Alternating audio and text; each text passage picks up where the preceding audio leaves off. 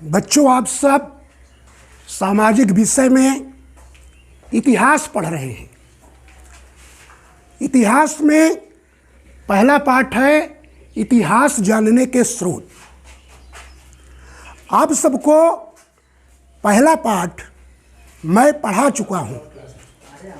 पहले पाठ में इतिहास क्या है, इतिहास की कालगणना, इतिहास जानने के स्रोत, ये सब मैं आपको पढ़ा चुका हूँ।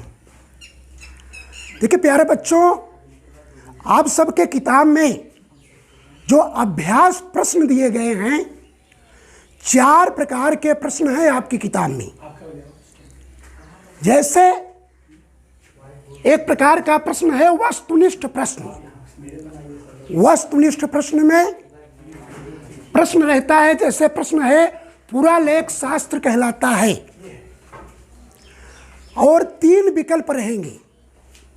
अब पुरालेख शास्त्र कहलाता है, मैं आप सबको पढ़ा चुका हूँ। अगर आप सब ध्यान से पढ़े हैं या किताब में पढ़ रहे हैं लगातार, तो आपको ये जानकारी हो गई होगी। आपको इस प्रश्न का उत्तर तैयार होना चाहिए कि पुरालेख शास्त्र कहलाता है। 3 विकल्प हैं, जैसे शिलालेखों का अध्ययन, सिक्कों का अध्ययन, कला का अध्ययन। तो पुरालेख शास्त्र कहलाता है शिलालेखों का अध्ययन। शिलालेखों का अध्ययन। आप प्रश्न इसी तरह से लिखेंगे और नीचे आप उत्तर लिखेंगे। ऑप्शन नंबर 1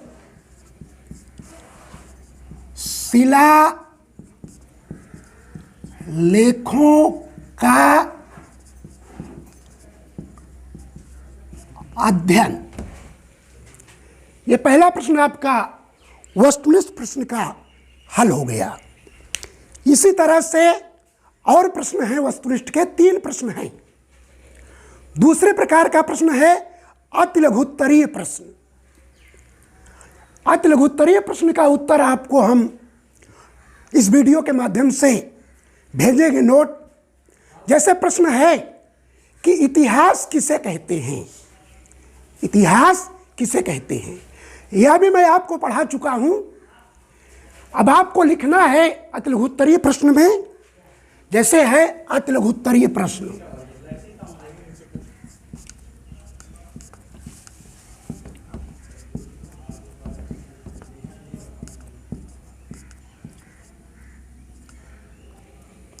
अतिलघुत्तरीय प्रश्न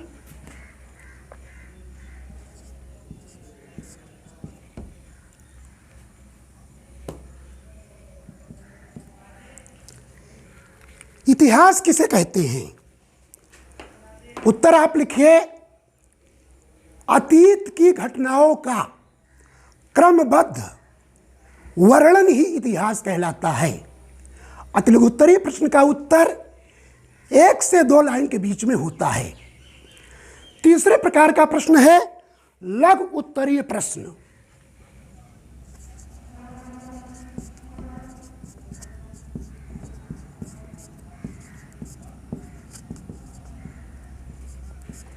लघुत्तरीय प्रश्न में जैसे प्रागैतिहासिक काल से आप क्या समझते हैं, ये सब मैं आपको पढ़ा चुका हूं। इतिहास का वह काल जिसके विषय में कोई भी लिखित विवरण प्राप्त नहीं होता है, उसे प्रागैतिहासिक काल के नाम से जाना जाता है। अब चौथे प्रकार का जो प्रश्न होगा विस्तृत उत्तरीय प्रश्न।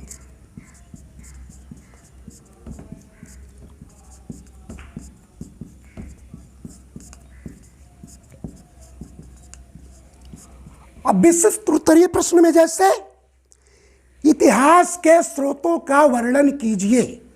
इतिहास जानने के स्रोतों का वर्णन कीजिए। आप सब पढ़ चुके हैं, आपको बताया गया है कि इतिहास जानने के 6 स्रोत हैं। पहला स्रोत है पुरातात्विक स्रोत, दूसरा स्रोत है साहित्यिक स्रोत, तीसरा स्रोत है सिक्के एवं मुहरें, चौथा स्रोत है शिलालेख, 5वां स्रोत है कला और वास्तुकला, और छठा स्रोत है पांडुलिपि एवं लेख। ये 6 स्रोत हैं। तो प्यारे बच्चों, मैं आपको पहला पाठ विधिवत अच्छे ढंग से इस वीडियो के माध्यम से पढ़ा चुका हूं। मैं आपको नोट्स भेज रहा हूं वीडियो के माध्यम से। आप सब कॉपी खरीद करके उसमें आप सब लिखना शुरू कर दें, ताकि धीरे धीरे आपका पहला पाठ समाप्त हो सके और आपकी कॉपी भी तैयार होती चले। इसी के साथ साथ मैं आपसे यह कहना चाहूँगा कि जो लोग अब भी स्कूल में अपना व्हाट्सएप नंबर दर्ज नहीं कराए हैं, व्हाट्सएप नंबर दर्ज करा करके इस वीडियो क्लास से जुड़ जाएं, ऑनलाइन क्लास से जुड़ जाएं, नहीं तो पढ़ाई में आपका नुकसान होगा। तो आज मैं आप सबको आपके किताब का अति लघुत्तरीय प्रश्न और लघुत्तरीय प्रश्न का जो उत्तर है उसको मैं इस वीडियो के माध्यम से भेज रहा हूँ। आप सब कॉपी में लिख लें। धन्यवाद। आज इतना ही।